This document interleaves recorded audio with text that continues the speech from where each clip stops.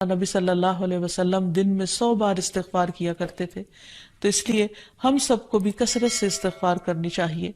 استغفار بیماریوں کا علاج بھی ہے اور اللہ کے عذاب سے بچانے والا بھی، اللہ سبحانہ وتعالیٰ کی رحمت پانے کا ذریعہ ہے، اور پھر بارش کے نزول کا ذریعہ بھی ہے، زراعت میں برکت کا ذریعہ، کبیرہ اور صغیرہ گناہوں سے معافی کا ذریعہ، اچھا اعمال نامہ پانے کا ذریعہ، یعنی قیامت کے دن انسان کو جن کی بخشش ہوگی ان کو خوشخبری دی جائے گی اور ان کا نامہ اعمال جو ہے وہ بہترین نامہ اعمال ہوگا۔ پھر جنت میں درجات کی بلندی استغفار کی وجہ سے ہوگی۔ تو اس لیے ضروری ہے کہ ہم اٹھتے بیٹھتے اپنے گناہوں کی معافی مانگتے رہیں، اور استغفار کے لیے انسان اپنی زبان میں بھی اللہ تعالیٰ سے بخشش مانگ سکتا ہے، لیکن بہتر یہ ہے کہ اگر انسان قرآنی دعاؤں اور مسنون دعاؤں کا سہارا لے اور ان کو سیکھ بھی لے، کیونکہ یہ ہم سب کی ضرورت ہے۔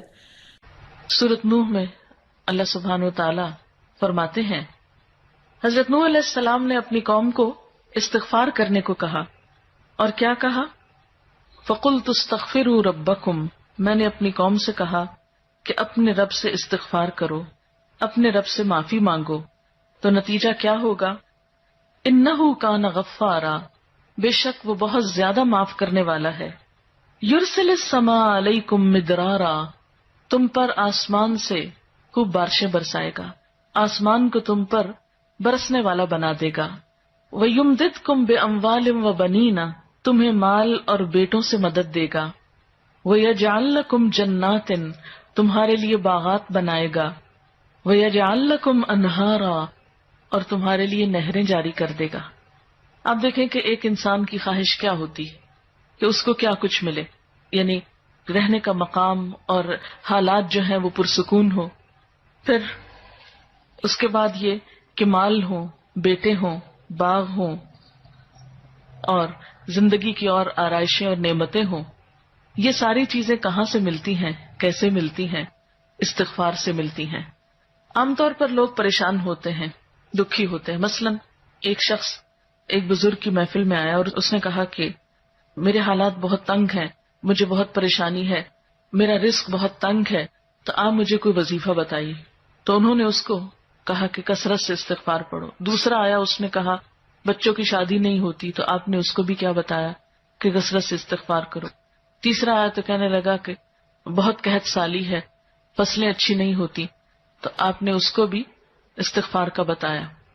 تو کسی نے ان سے پوچھا کہ بھائی 3 لوگ آپ سے 3 ڈفرنٹ مسئلے لے کر آئے ہیں، اپنی پریشانیاں لے کر آئے ہیں، آپ نے تینوں کو ایک ہی چیز بتائی ہے۔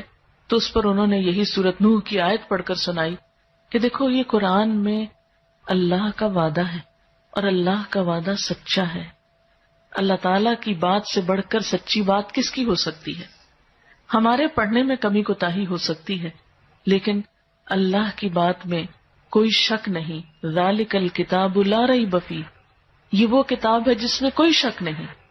لیکن یہ ہے کہ بعض اوقات ہم خود پڑھنے میں کوتاہی کر دیتے ہیں، تو جن کا رشتہ نہ ہو رہا ہو وہ بھی، جن کا ہو چکا ہو اور شادی کے پرابلمز ہو وہ بھی، جن کا ہو چکا اور پھر بچے نہ ہو وہ بھی، ان سب کے لیے ایک ہی وظیفہ ہے، اور وہ کیا ہے؟